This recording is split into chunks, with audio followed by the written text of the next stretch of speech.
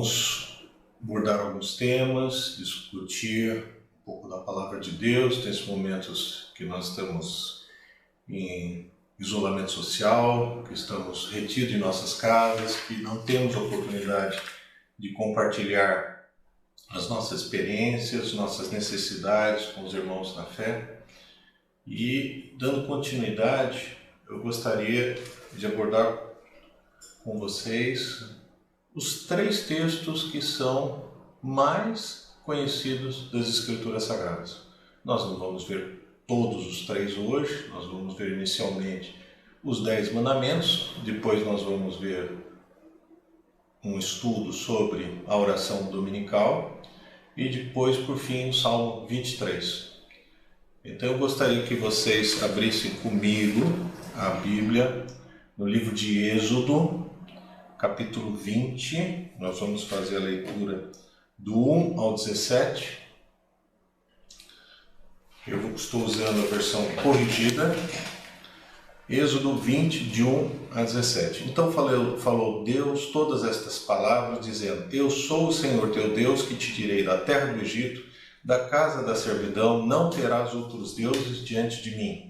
Não farás para ti imagem de escultura, nem alguma semelhança do que há em cima nos céus, nem embaixo na terra, nem nas águas debaixo da terra. Não te encurvarás a elas, nem as servirás, porque eu, o Senhor teu Deus, sou um Deus zeloso, que visita a iniquidade dos pais nos filhos, até a 3ª e 4ª geração daqueles que me odeiam. E faço misericórdia a milhares dos que me amam e aos que guardam os meus mandamentos. Não tomarás o nome do Senhor teu Deus em vão, porque o Senhor não terá por inocente o que tomar o seu nome em vão. Lembra-te do dia do sábado para o santificar. 6 dias trabalharás e farás toda a tua obra. Mas o 7º dia é o sábado do Senhor teu Deus. Não farás nenhuma obra, nem tu, nem teu filho, nem tua filha, nem o teu servo, nem a tua serva, nem o teu animal, nem o teu estrangeiro que está dentro das portas. Porque em 6 dias fez o Senhor os céus e a terra, o mar e tudo que neles há. E ao 7º dia descansou. Portanto, abençoou o Senhor o dia do sábado e o santificou. 12. Honra teu pai e tua mãe, para que se prolonguem os teus dias na terra que o Senhor Deus te dá. Não matarás, não adulterarás, não furtarás, não dirás falso testemunho contra o teu próximo. Não cobiçarás a casa do teu próximo, não cobiçarás a mulher do teu próximo, nem o teu servo, nem a sua serva, nem o boi, nem o seu jumento, nem coisa alguma do teu próximo. O livro de Êxodo é o livro que narra a saída do povo eleito de Deus, do povo judeu, da escravidão do Egito. Era um povo que tinha convivido lá praticamente 400 anos, que estava subordinado a toda a legislação egípcia.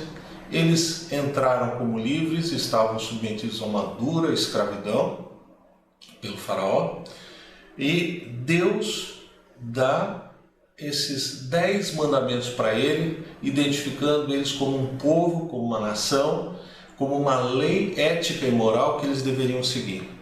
A gente chama de 10 mandamentos. Agora, se vocês fizerem uma análise do texto, talvez vocês falem: não, mas aqui tem 13, aqui tem 12, aqui tem 11. A própria Escritura usa o termo de 10 mandamentos, decálogo. Em Deuteronômio 10:4, vamos comigo um pouquinho para frente. Então escreveu nas tábuas, conforme a primeira escritura, os 10 mandamentos, que o Senhor vos falara no dia da Assembleia, no monte do meio do fogo, e o Senhor mas deu a mim. Isso é Moisés falando que ele tinha recebido as tábuas da lei, que o próprio Deus escreveu com o dedo dele. É muito interessante, por quê? Porque nada que existe na Escritura é sem propósito, sem uma justificativa teológica. A primeira coisa, é escrito em tábuas de pedra. Então, a lei de Deus para o povo de Deus, para o povo eleito, foi escrito em tábuas de pedra. não foi escrito em tábuas de madeira. Isso é particularmente importante, por quê? Porque já existe uma diferenciação quando algo era escrito em tábua de madeira, que era algo que era para durar pouco, e quando escrevia em madeira, em pedra, que era algo para durar eternamente.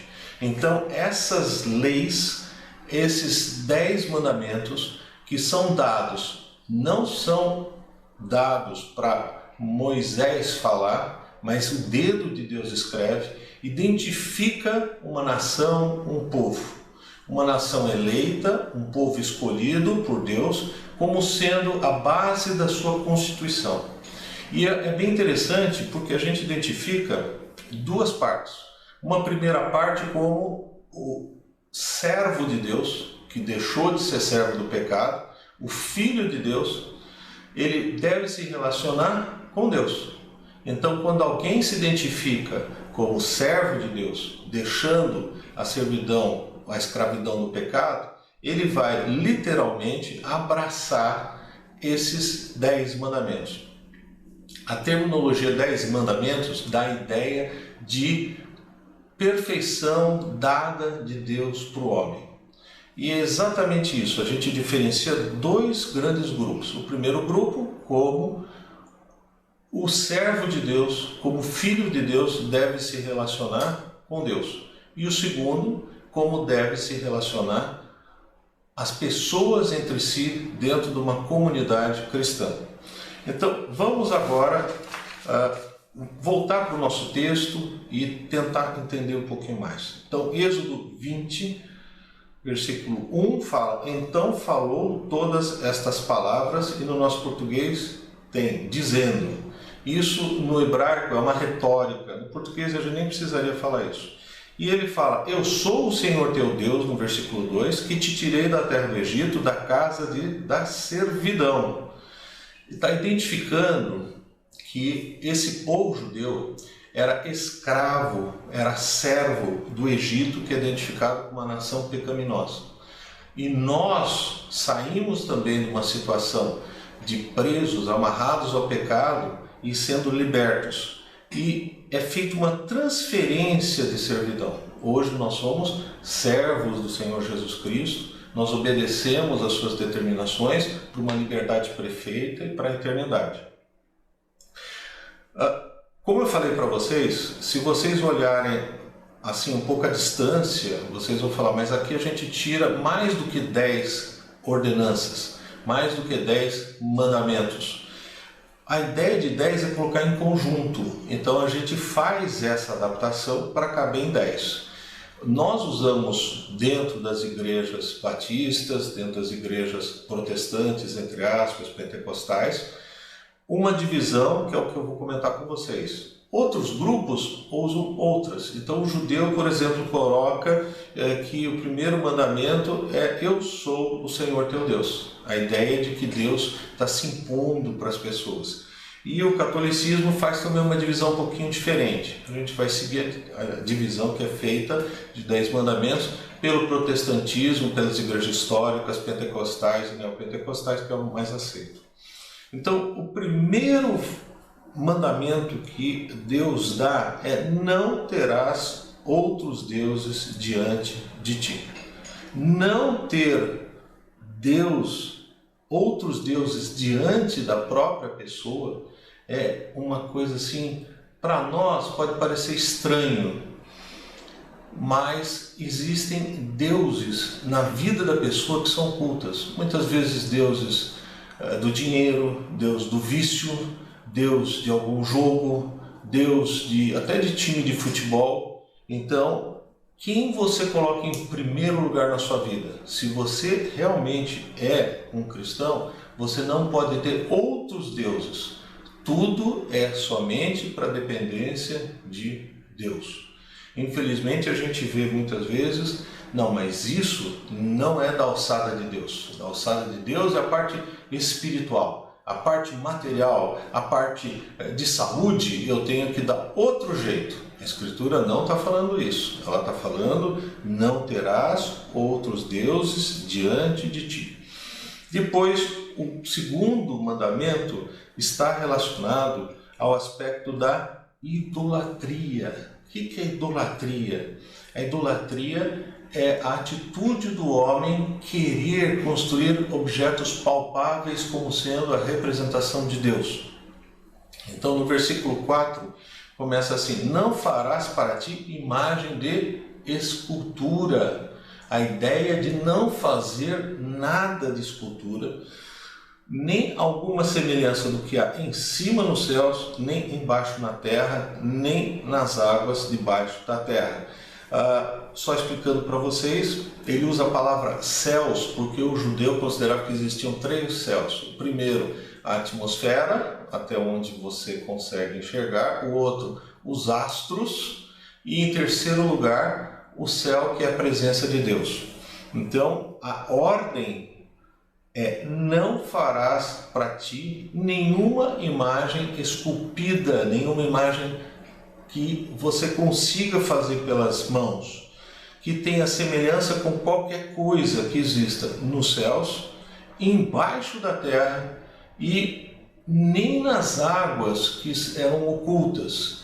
Então, toda representação tridimensional, ela é proibida por Deus como um princípio ético e moral. Cumprir a lei, cumprir os 10 mandamentos, não leva ninguém à salvação. O que acaba acontecendo é que a salvação somente é pela graça. Então, toda a Escritura tem um aspecto: salvação, ética, moral e sabedoria. Então, se isso não é para salvação, para que é? Aspecto ético e moral, com certeza. Então, o verdadeiro cristão, ele não pode ficar se dedicando ao processo de escultura, esculpir qualquer coisa que exista. Então, dentro das igrejas batistas, pentecostais, neopentecostais, vocês não vão ver estátuas. Por quê? Porque existe esse tipo de orientação dada por Deus. E no versículo 5 tem um outro aspecto. Ele fala que além de você não fazer imagem, você não deve cultuá-las. Não te encurvarás a elas, nem as servirás. Porque eu, o Senhor teu Deus, sou um Deus. Aí tem uma palavra em português que o pessoal tem uma dificuldade de traduzir. E para nós está escrito Deus zeloso. Não é bem essa ideia. A ideia que é transmitida é que é um Deus que tem ciúmes. E muitas vezes as pessoas não entendem porque está associado sempre ciúmes com algo muito negativo. E os ciúmes têm um caráter positivo e negativo. Tá? Por quê? Porque o ciúmes negativo é aqueles ciúmes que não cuida, aqueles ciúmes que não está nem aí, aqueles ciúmes que é escravizador da pessoa, muitas vezes agressivo. Agora, o ciúme positivo é aquele que se preocupa, que quer saber como está a pessoa.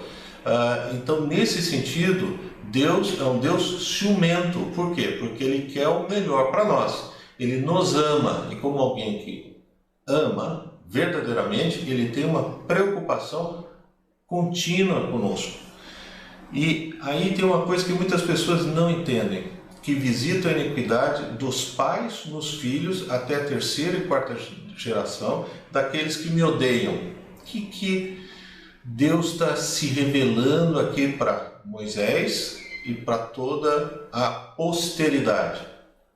Ele está dizendo que aquele que desenvolve o culto, que vai atrás da idolatria, ele odeia a Deus.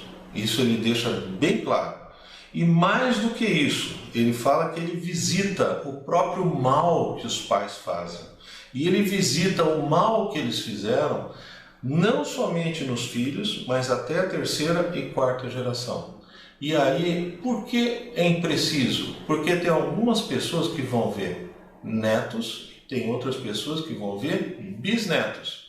E a pessoa que está envolvida diretamente com idolatria, ela vai ver o mal, ela vai colher o mal na vida dos seus filhos. Esse tipo de situação, a gente vê muitas vezes pessoas que são destruídas, que têm os filhos completamente assim, uma vida que não dá nem para comentar, e tiveram envolvidos em coisas muito pesadas, de culto a deuses estranhos, deuses que se aproximam até da magia negra, da bruxaria, e a vida destruída. Então Deus deixa bem claro que a pessoa que quer se relacionar com Deus, ela não pode fazer nenhum tipo de imagem representativa, não pode também desenvolver uma forma de culto. E é interessante porque as pessoas querem cultuar coisas palpáveis. O nosso Deus não tem representação. Nós não temos uma representação de Deus. Deus é Espírito. E as pessoas querem muitas vezes um Deus palpável, que é pôr um Deus no bolso. Tem um Deus particular que leva para casa. E no versículo 6 tem uma coisa muito interessante. E faço misericórdia a milhares dos que me amam e aos que guardam os meus mandamentos. Por que ele está falando isso? Porque ele está falando que algumas pessoas que se envolvem, as pessoas que se envolvem com idolatria, que se envolvem com coisas muito pesadas, elas vão trazer, elas mesmas, não é Deus que está trazendo, elas mesmas vão implantar o mal na sua geração. Mas Deus, na sua misericórdia, Ele corta isso a qualquer momento. Qualquer pessoa que se aproximar de Deus, que tiver fé em Deus, reconhecer Jesus Cristo como Senhor e Salvador e guardar os seus mandamentos, porque aceita Deus como verdade, a Escritura como revelação divina, Ele vai fazer misericórdia. Então, se alguma pessoa teve envolvido com baixo espiritismo, teve envolvido com coisas muito complicadas, Deus garante que Ele vai agir com misericórdia. Esse é o nosso segundo mandamento. O primeiro mandamento é que a gente só deve ter um Deus. Quem é o nosso Deus? É um só, não existem outros deuses. O segundo, idolatria e culto a imagens. Culto a deuses estranhos. O terceiro mandamento, no versículo 7, não tomarás o nome do Senhor teu Deus em vão, porque o Senhor não terá por inocente que tomar o seu nome em vão. Esse versículo não é muito fácil de entender, não.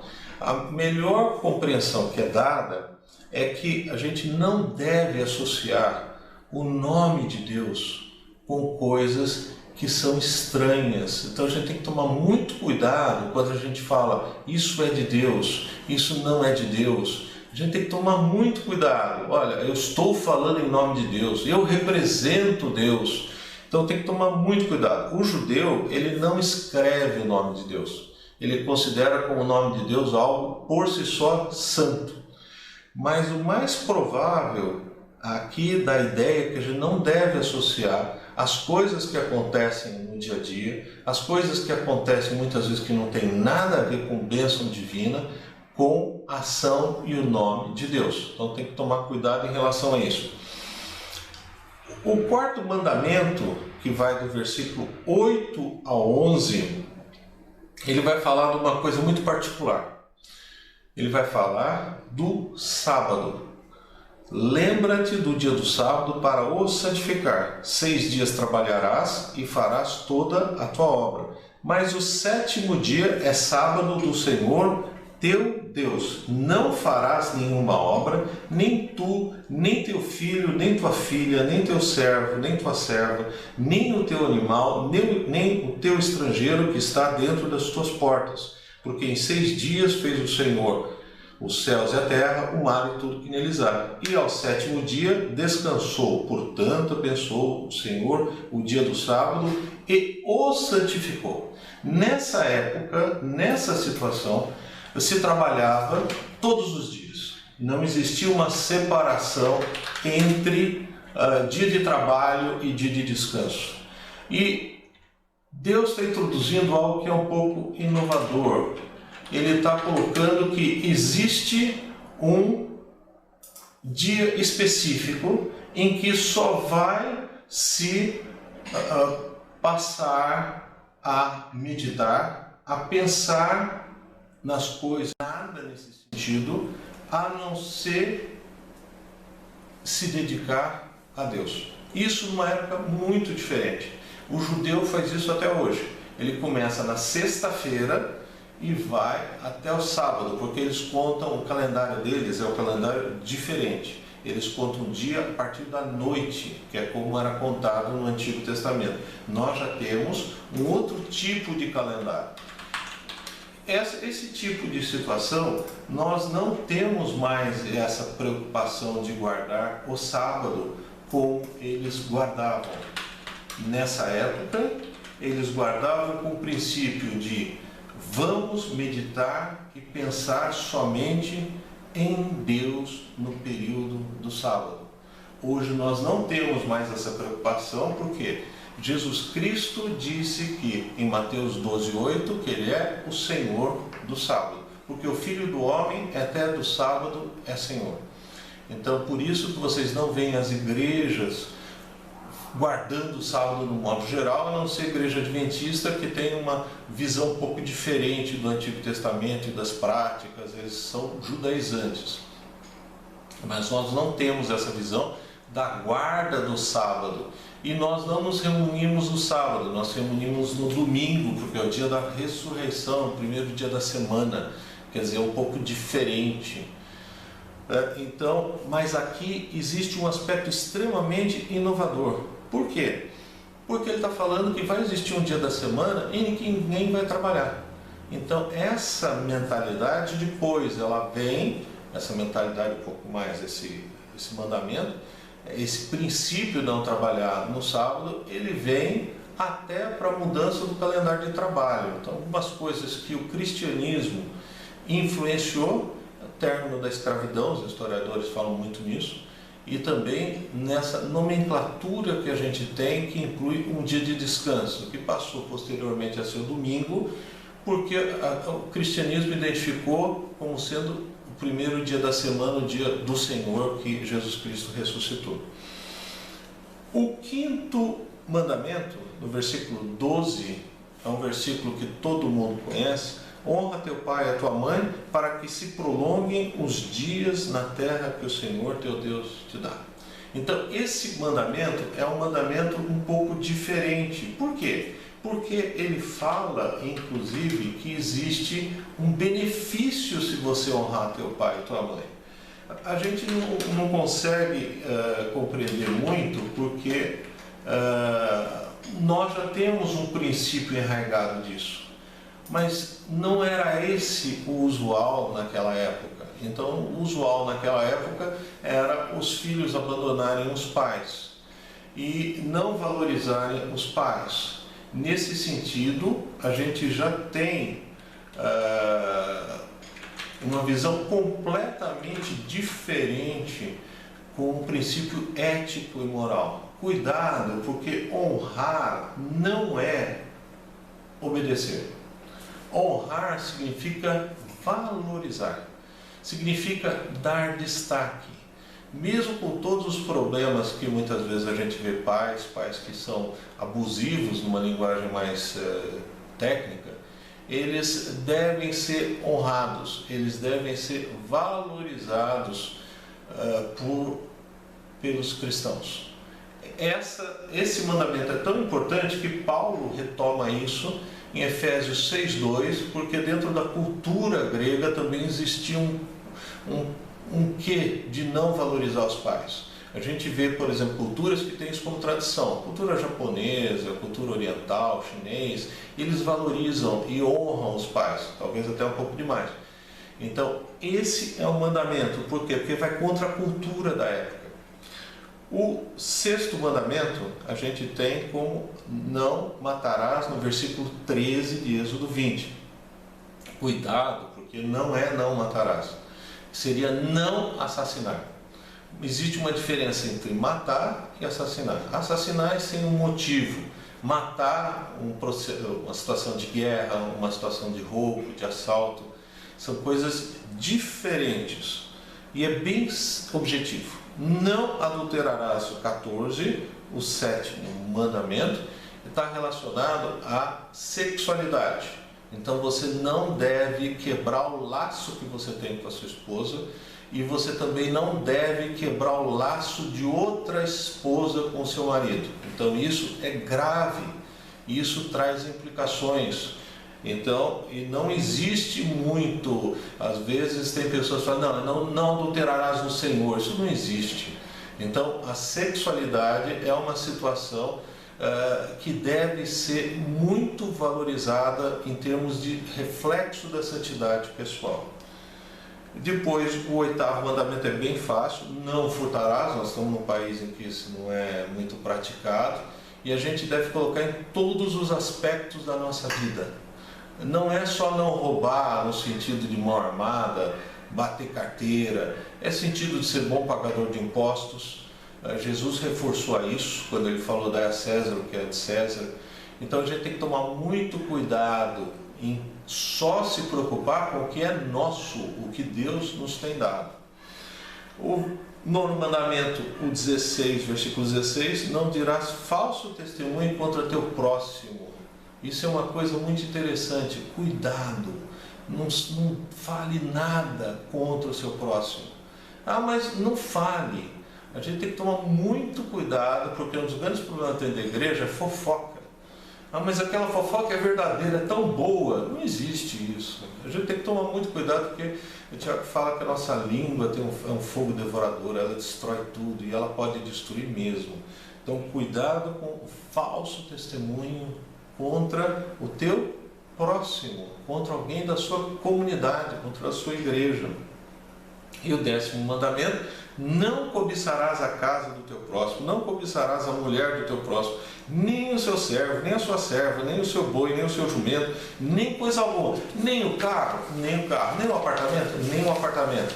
A ideia de que você tem que ficar contente com o que você tem. A gente tem hoje uma grande motivação de querer sempre mais. Esse versículo está falando: não, fique somente com o que você tem, fique contente em toda e qualquer situação, Paulo falava. E o verdadeiro cristão tem que entender muito bem isso daí.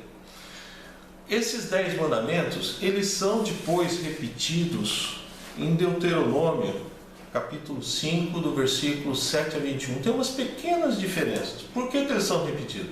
Tudo que é importante é repetido na Escritura 2, 3 vezes, até mais. Mas tem um outro aspecto. A geração que sai do Egito recebe os 10 mandamentos. E o povo diz: vamos fazer o pacto. Nós aceitamos essa lei. E quando os filhos dele estão para entrar na terra prometida, diferente do tempo que receberam os pais que foram no Monte Sinai, eles são apresentados e falam assim: vocês fazem esse pacto? E novamente o povo judeu diz sim. E isso é válido para o cristão? Como regra, o que não é suspenso no Novo Testamento continua sendo válido. Então, desses mandamentos todos, o único que a gente considera como não sendo válido é a guarda do sábado. Por quê? Porque eu já falei para vocês que Jesus Cristo é o Senhor do sábado. Então, isso não vale. Mateus 12, 8. Então, nós não temos que fazer a guarda do sábado como o judeu faz até hoje. E como alguns irmãos nossos de outras denominações também fazem. Ok, e além disso, os 10 mandamentos é muito interessante, porque vamos um pouquinho agora para o Novo Testamento. Jesus, no Evangelho de Mateus, capítulo 22, versículo 36, capítulo 22, versículo 36, Jesus é questionado: mestre, qual é o grande mandamento da lei? A lei não são só os 10 mandamentos, são todas as ordenanças que Deus dá. São 616 mandamentos que Deus dá, porque o judeu fez uma cronologia, anotou tudo, porque ele acha que cumprindo aquilo lá, ele vai obter a salvação. Isso jamais. E Jesus disse-lhes: amarás o Senhor teu Deus de todo o coração, e de toda a tua alma, e de todo o entendimento. Este é o primeiro e grande mandamento. Essa é a divisão que a gente viu. Amar a Deus significa não ter outros deuses, não esculpir nada, não adorar deuses estranhos e também não tomar o nome de Deus em vão. E depois ele continua. Este é o primeiro e grande mandamento, e o segundo semelhante a este: amarás o teu próximo como a ti mesmo.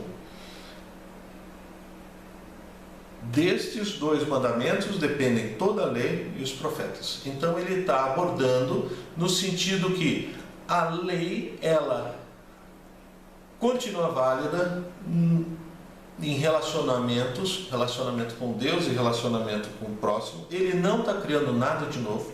Ele está citando Deuteronômio 6,5, Levítico 19,18 do Antigo Testamento. E lembrar o seguinte: cuidado, porque Paulo fala em Romanos 7, capítulo 7, versículo 12: assim a lei é santa e o mandamento santo, justo e bom. A lei não serve para a salvação. A lei serve para nós termos um comportamento ético e moral e conhecermos mais da vontade de Deus. Eu queria só terminar para não dar confusão, uma passagem que é bem conhecida, Efésios capítulo 2, versículo 8 a 10, porque pela graça sois salvos por meio da fé, isto não vem de vós, é dom de Deus, não vem das obras para que ninguém se glorie, porque somos feitura sua, criados em Cristo Jesus para boas obras, as quais Deus preparou para que andássemos nelas. O decálogo é importante, o decálogo é válido para a igreja, com exceção da guarda do sábado. Ele traz princípios éticos e morais de relacionamento com Deus e com as pessoas, e ele deve ser vivido sempre. Vamos terminar com uma oração. Senhor Deus, nós damos graças, Senhor, pela revelação escrita que o Senhor nos dá. Te damos graças, Senhor, pela morte e ressurreição de Jesus Cristo. Te damos graças pela vida eterna que estamos nele, Senhor. Capacita-nos, Senhor, a executarmos alegremente os teus mandamentos. Em nome de Jesus. Amém.